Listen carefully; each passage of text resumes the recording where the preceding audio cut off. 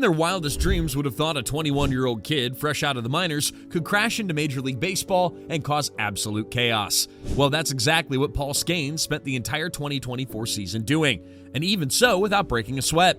With 11 wins, only 3 losses, a sparkling 1.96 ERA, and an eye-popping 170 strikeouts over just 133 innings, Skenes didn't just rewrite the Pirates' rookie record book, he lit it on fire and started a new chapter. And if that wasn't enough to make your jaw drop, the kid made history as the first pitcher in 30 freaking years to start the All-Star game.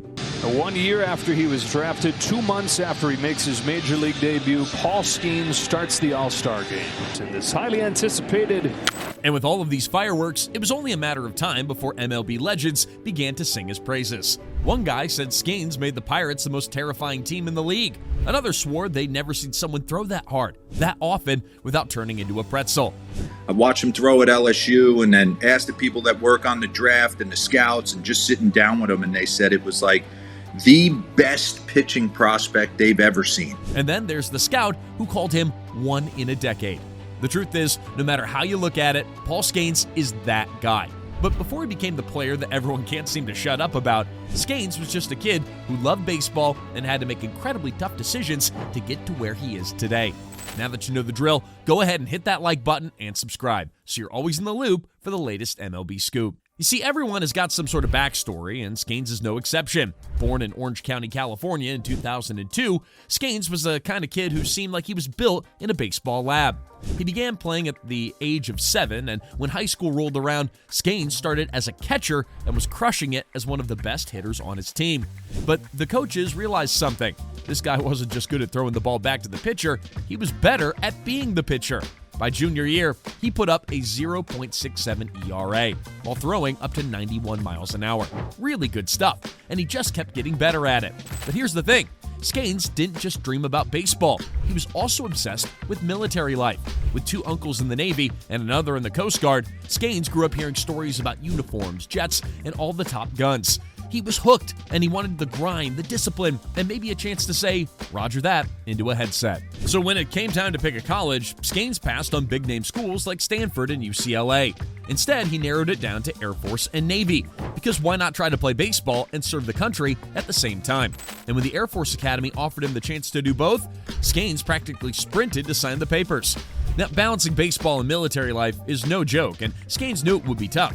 However, even he couldn't have imagined what it was like to juggle baseball and military life. Picked up the baseball first. I would never have thought that I would be where I am today. At 6'5", and still growing by the way, he barely fit into his Air Force-issued bed, and it was hilariously undersized, leaving his feet dangling into the sink most nights. And sharing that cramped space with 2 other guys, it didn't exactly scream comfort either. Morning started with a brutal 5 a.m. wake-up call. Within 10 minutes, he had to brush his teeth, shave, throw on his uniform, and somehow make his bed look inspection-ready. After that, it was off to the field for what they called baseball practice. Except it wasn't really practice, it was more like an hour of soft tossing and hitting off a machine with no coaches around. The rest of the day was a blur of nonstop classes on Air Force operations, military history, and how to stand like a proper cadet. Meals came and went like clockwork, and by 9 p.m., when the lights went out at the sound of retreat, Skenes crashed into his undersized bed, feet still in the sink, rinse and repeat. Now, I don't know about you, but that sounds like straight up hell. And Skenes wasn't exactly loving it either. Now, don't get me wrong, he was shooting fireworks on the mound every single time he played, no matter where he played. I mean, over 48 games, the guy cranked out 11 home runs at the plate like it was nothing. And on the mound, he was nasty, rocking a 2.70 ERA and suddenly throwing in the mid-90s, even hitting 100 miles an hour a couple of times.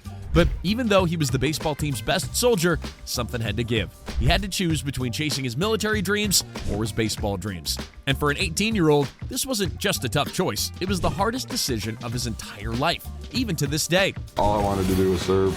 I have family that was in the Navy. It was a tough decision for me to walk away because it felt like there was unfinished business a little bit. It's almost like I had 2 dreams. But you know what they say, you've got to lose some things to gain some. And in the end, baseball won. And with that, his military dream was officially out the window as he transferred to LSU. At this point, he was already a monster on the mound, but joining one of the top baseball programs in the country, that is next level stuff.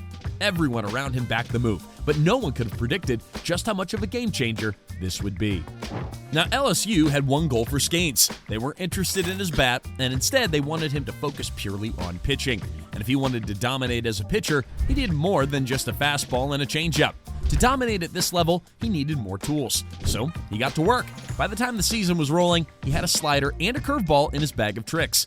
Pair that with a fastball clocking 102 miles an hour, and he was untouchable. That season was insane. He posted a ridiculous 1.69 ERA and broke the record for most strikeouts in a single college season with 209. In fact, in 3 of his last 4 starts at LSU, he threw over 120 pitches. The team already had a 5-run lead, and he was still pumping 100-mile-an-hour fastballs late into the game. Now, with numbers like that, it was clear MLB scouts and fans were going to take notice. When the 2023 draft rolled around, the Pittsburgh Pirates, who won the first-ever MLB draft lottery, jumped on the chance. They took Skenes with the first pick, and by August, he was signing a record-breaking $9.2 million contract, making history as the highest-paid draft pick ever. The first pick of the 2023 MLB draft, the Pittsburgh Pirates picked Paul Skenes, right-handed pitcher from LSU. Now, getting that kind of attention was expected, but Paul Skenes, he didn't just live up to the hype. He crushed it. This guy tore through the minors like nothing, earning 2 promotions in less than 2 weeks. Then, during spring training, he casually invented a filthy new pitch he calls the splinker. Now, by the time the 2024 season rolled around, Skenes was starting in AAA. In just 27 1/3 innings with AAA Indianapolis alone, Skenes struck out 45 batters, posted a 0.99 ERA, and only gave up 1 home run.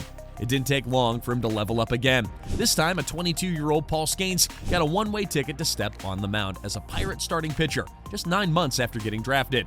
And when he eventually stepped onto the big stage, well, he owned it. From the moment he took the mound, it was clear that this kid was special. By the end of his rookie season, Skenes had an 11-3 record, a jaw-dropping 1.96 ERA, and 170 strikeouts over 133 innings. He was a finalist for the National League Rookie of the Year and Cy Young Award in his first season. Oh, and he started the All-Star game for the NL. Now, this guy, who was just drafted like yesterday, is an all-star. The last rookie to do that was Hideo Nomo, way back in 1995. That's almost a decade before Paul was even born. And that's just scratching the surface. Skenes was also unanimously named the Steve Blass Award winner by the Pittsburgh chapter of the Baseball Writers Association of America.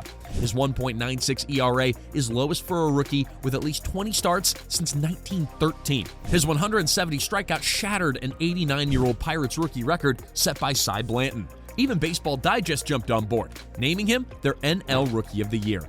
And to top it all off, Skenes was named to the All-MLB First Team as one of the league's best starting pitchers and is sharing rotation honors with legends like Chris Sale, Zach Wheeler, and Corbin Burns. And yet, somehow, even after all of that, there are still people out there trying to slap the overrated label on him. But hey, when the game's goats are lining up to crown him the best thing to happen to baseball since sliced bread, this jersey is now a collector's item. That's right. This jersey. the haters can literally choke on a splinker. I mean, here's what Derek Jeter had to say. It's continued what he's doing. It's dominating. You know, he dominated in college. Now he's dominating at the major league level, and that's pretty much unheard of. I think he's the first one to be drafted number 1, and then the following year start an all-star game. So, but it's not just Jeter. The way the mayor talks about him, it's like listening to a kid fanboy over their favorite superhero. The Cubs, I mean, this is a once-in-a-generational pitcher. I think when the Pirates looked at this draft, they said, you know, Dylan Cruz was kind of sitting there and was an outfielder for LSU, and after watching Skenes, they were saying this guy's one of one. So how he dominated AAA, and this guy's a 5-pitch mix. He sits at 99.9 miles an hour, can throw up to 102, maybe 103.